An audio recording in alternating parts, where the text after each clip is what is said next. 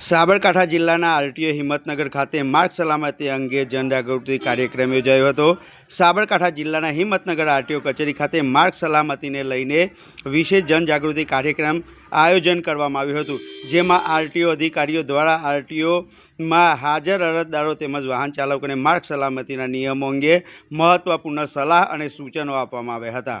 કાર્યક્રમ દરમિયાન અધિકારીઓએ વાહન ચાલકોને હેલ્મેટ ફરજિયાત પહેરવા, સીટ બેલ્ટનો ઉપયોગ કરવા તેમજ ટ્રાફિકના તમામ નિયમોનું કડક પાલન કરવા અનુરોધ કર્યો હતો।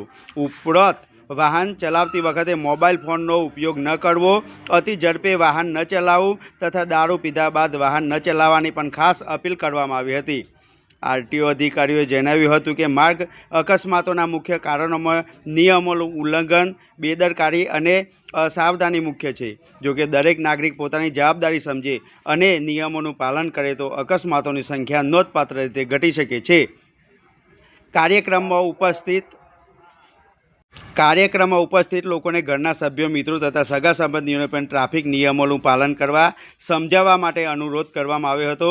ખાસ કરીને યુવાનોમાં વધતી બેદરકારી ધ્યાનમાં રાખી માર્ગ સલામતી અંગે જાગૃતિ ફેલાવવાની જરૂરિયાત ઉપર ભાર મૂકવામાં આવ્યો હતો।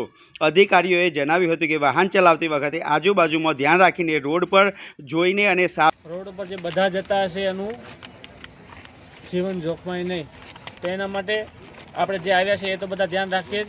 સાથે ઘરે જો વડીલો અહીંયા જો આવ્યા હોય તો એમના બાળકોને બી સમજાવે।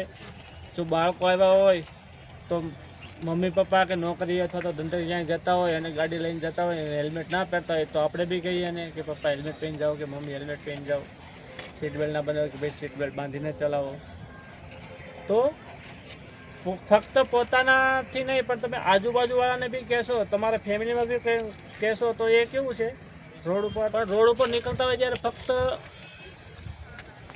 આપણું જ ધ્યાન રાખવું એવું નથી હોતું। ધારો કે આપણે આપણી લાઇનમાં ચાલ્યા જઈએ છીએ, હેલ્મેટ બેલ્મેટ પહેર્યું છે, પણ સામેથી કોઈ એવા આવશે જે રોંગ સાઈડમાં આવી રહ્યો છે, ખાલી તમે પોતે ઇન્ડિવિડ્યુઅલ બધી સાવચેતી રાખી અને